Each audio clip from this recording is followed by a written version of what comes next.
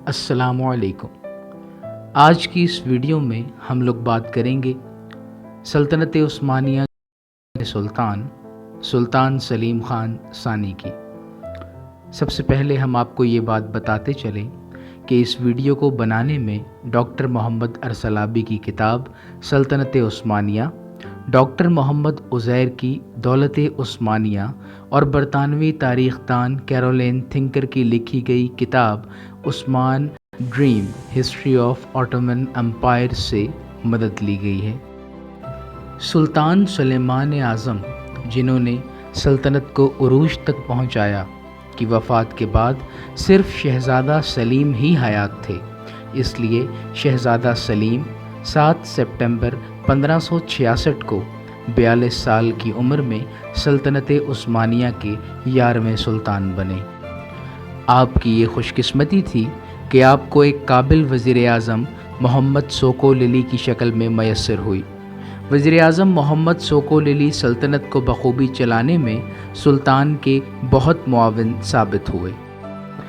خوارزم کے حاکم نے سلطان سلیم سے شکایت کی کہ فارس کا حکمران ترکستان سے آنے والے حاجیوں کو محض اس لیے گرفتار کر لیتا ہے کہ وہ اس کی ملکی حدود سے گزرتے ہیں، اور اس طرح خان پر ماسکو کے قبضے کے بعد حاجیوں اور تاجروں کو اس علاقے سے گزرنے سے روک دیا گیا تھا۔ لہٰذا حاکم خوارزم نے سلطان سے مطالبہ کیا کہ وہ اس طرح خان کو فتح کر کے حج کے راستے کو دوبارہ سے کھول دیں۔ اس درخواست کو عثمانی حکومت نے قبول کیا، اور اس کے علاوہ وزیر اعظم سکو للی پاشا نے 2 اہم تجاویز پیش کیں۔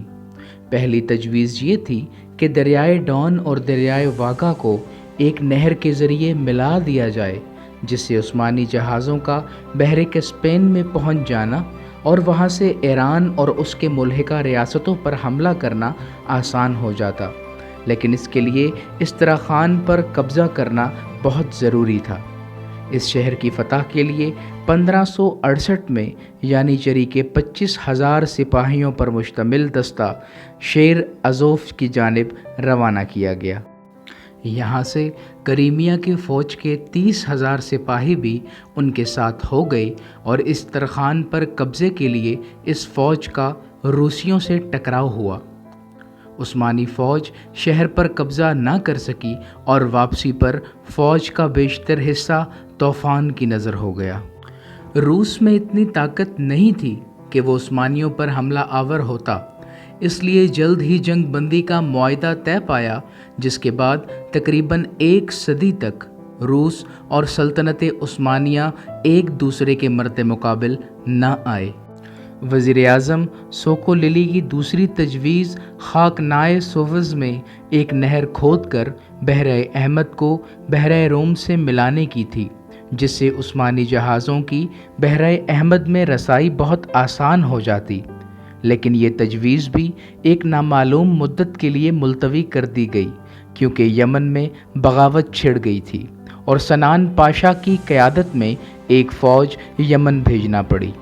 سنان پاشا کو کامیابی ملی، اور یمن، صنعا اور عرب کے کئی حصے مستقل طور پر سلطنت عثمانیہ میں شامل کر لیے گئے۔ تیونس کو اسپین سے چھڑانے کے لیے 1569 میں الجزائر کا حاکم بنا کر اولوج پاشا کو بھیجا گیا۔ اولوج پاشا نے اسپین کو شکست دے کر شہر پر قبضہ کر لیا، لیکن اسپین فوج قلعے میں محصور ہو گئی اور 1574 تک اس پر قابض رہی۔ بعد میں یہ شہر مکمل طور پر فتح کر لیا گیا۔ 1570 میں سلطان سلیم نے قبرص پر حملہ کرنے کا فیصلہ کیا۔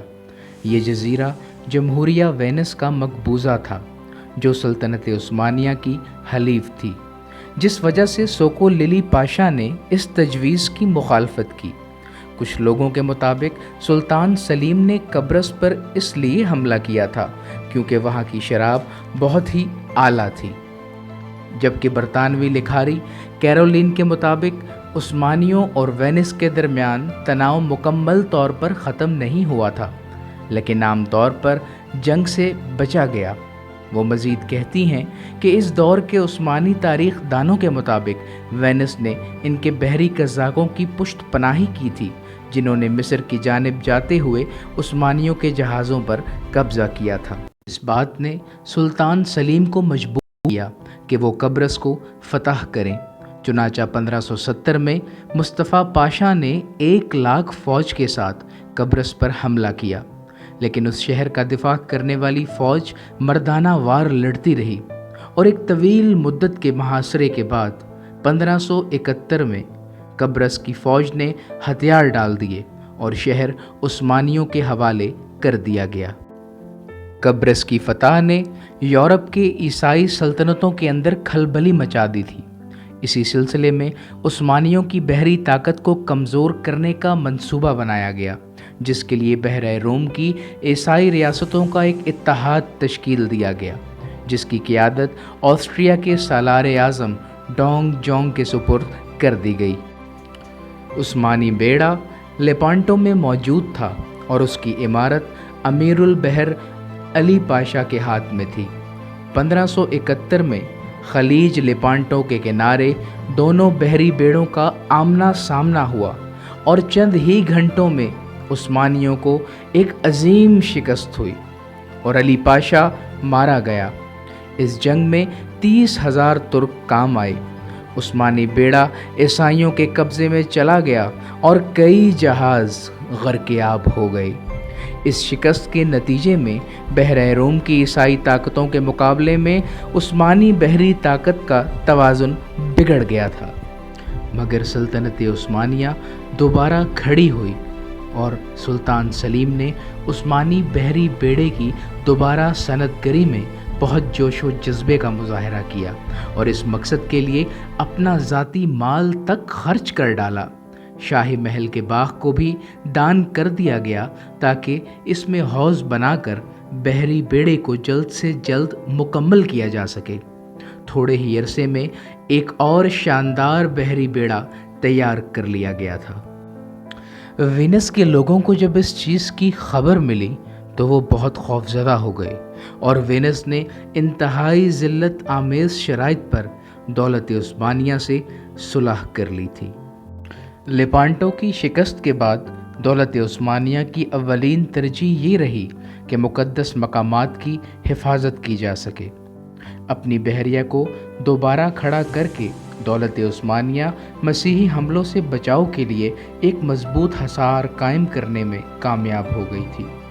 اس حصار کے ساتھ ساتھ سلطان سلیم نے چاق و چوبند دستوں کو حجاز مقدس کی حفاظت پر مامور کیا۔ اس کے علاوہ ایران، مصر، شام اور حجاز مقدس کے راستوں کی حفاظت کے لیے خصوصی نگران فوج متعین کی تاکہ وہاں کے راستے پر امن رہے اور زائرین کے قافلوں پر کوئی حملہ نہ کر سکے۔ سلطان سلیم نے اپنے آباء و اجداد کے نقش قدم پر چلتے ہوئے اس روایت کو قائم رکھا اور حجاز مقدس کی خدمت میں مصروف رہے۔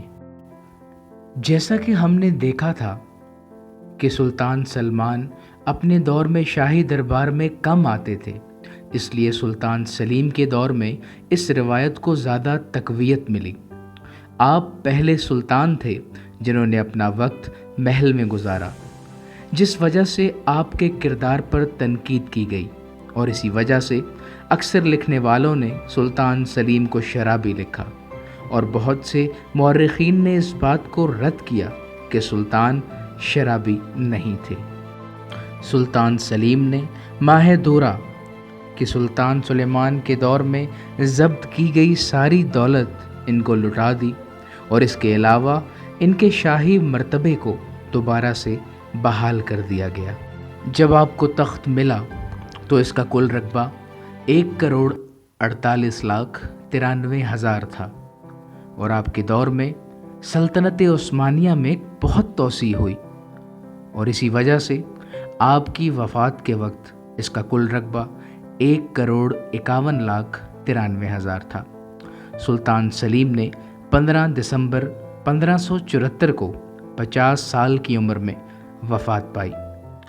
مغربی کتاب دانوں کے مطابق شراب کی کثرت وفات کا سبب بنی، جبکہ مسلم کتاب دانوں کے مطابق آپ کا پاؤں ایک حمام میں پھسلا اور آپ گر پڑے اور کچھ ہی دن بعد آپ کا انتقال ہو گیا۔ آپ کو استنبول میں آیا صوفیہ مسجد کے پہلو میں دفن کیا گیا۔